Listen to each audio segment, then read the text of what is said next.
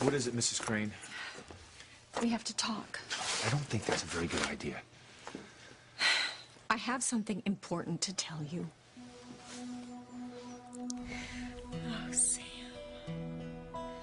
I'm so glad you're here. I love you so much. You're not well. You fainted. I think you should go lie down. I'm fine. When you hear what I have to say, you'll understand. Well, I think you've said enough already. I mean, your husband and your son almost heard what you were telling me earlier. You mean when I told you that I loved you? Don't talk like that. That was in the past. The past is what keeps me awake at night, Sam. The past is what I think of first thing in the morning. The past is what keeps me going.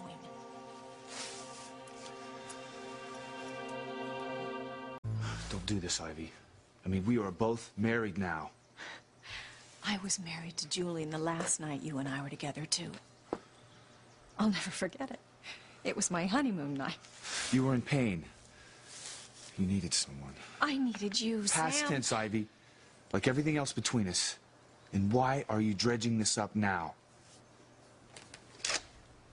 Because there's things you need to know. No, Ivy. There are things best left where we buried them years ago. And you're becoming way too reckless in front of my wife, your husband, and your son. I mean, and they would have already found out about our past relationship if the idea of Sam Bennett with the governor's daughter wouldn't have been so completely unimaginable. It's funny.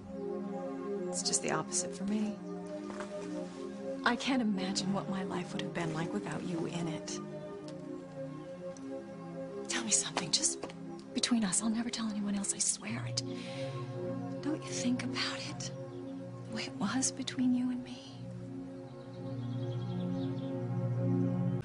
I told you, Ivy, what was between us is long over and done with.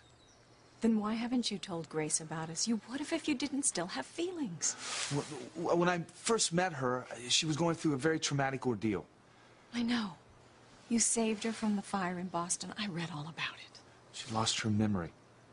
She was very confused and shaken. I didn't want to burden her with my past. You've had a lot of years to tell her about it since then, Sam. Well, why would I, Ivy? Our relationship is dead. And like all dead things, it should remain buried in a deep, dark, cold grave. Oh. Is that what you think about what we had, Sam? That it was something dead and cold and lifeless? Is it that easy for you to forget and discard? Easy? Do you think it was easy for me? It was so painful I had to leave Harmony. I couldn't stand to be near you.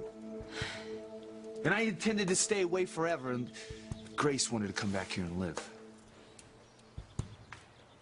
Well, if you hadn't come back on your own, I probably would have sent for you. Why? I mean, when you're already married to Julian. Because there is something I have... Ivy! What are you doing out here with Chief Bennett? I asked you a question, Ivy. What are you doing out here with Chief Bennett? Well, Ivy was just sending her regards to my wife. I mean, she wanted me to tell Grace how much she enjoyed having us over the other night. Oh, I see. Well, from the intent look on my wife's face, I'd have wagered she was talking about something much nearer and dearer to her heart than an aborted dinner party. In fact, I think I know the real reason Ivy came out to talk to you, Sam. It's about Ethan, isn't it? Ethan? Why would I be talking to Sam Bennett about Ethan? Well, you were going to tell me something important. Is it about your son? You couldn't be more wrong, Julian. Aside from wanting Sam to give Grace my best, I wanted to ask him a favor on behalf of the Village Improvement Society. No. You certain you weren't discussing Ethan? Why would I be discussing our son with Sam Bennett? No. I simply wanted to ask him if the police could post a few more keep-off signs around the flower beds in the town commons. Since when did you give a damn about that? Since I've noticed that the mums are taking quite a beating. I even think that the dogs are being allowed to run off-leash in the flowers. Oh, Horace. I'm sure you think my idea's as big a waste of time as my husband does. No, not at all. I'll make sure the signs are posted. You know, my wife is a constant source of amazement to me. I would have sworn she was chewing your ear off about Ethan. Why would you say that? Well, she's almost obsessed with the boy. Has been since he was just a little tyke, sending him off to boarding schools, you know, Europe, whatever money could buy. Julian. He sounds like a very lucky young man. Well, he is. He's my son. Of course, I could have done with seeing more of him growing up. It's almost shocking how little he knows of his family's position here in Harmony. Oh, he seems like he's a very bright young man. I'm sure he'll catch on quickly. Yeah, no doubt.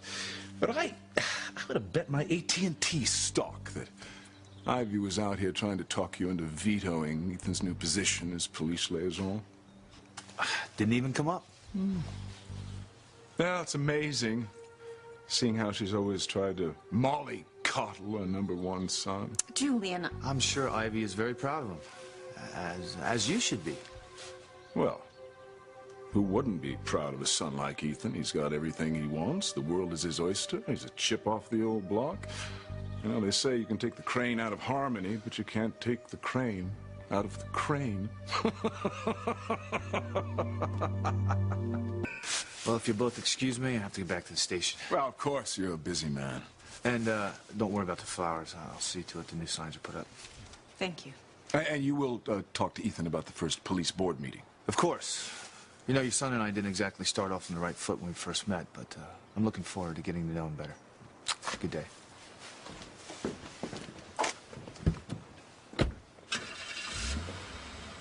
You look upset. I'm fine.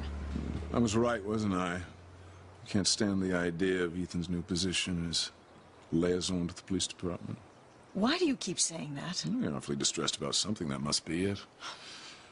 Don't fret, Ivy. He'll merely be sitting on the police board. He won't be jumping into the line of fire. You really must stop all this. You're going to smother crane instincts right out of the boy.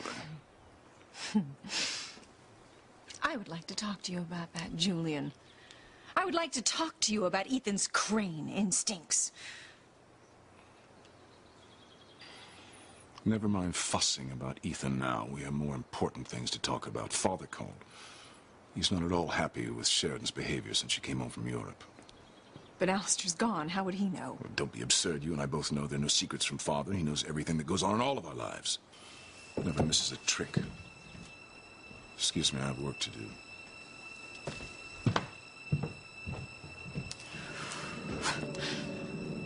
Thank God there's some secrets even Alistair doesn't know about.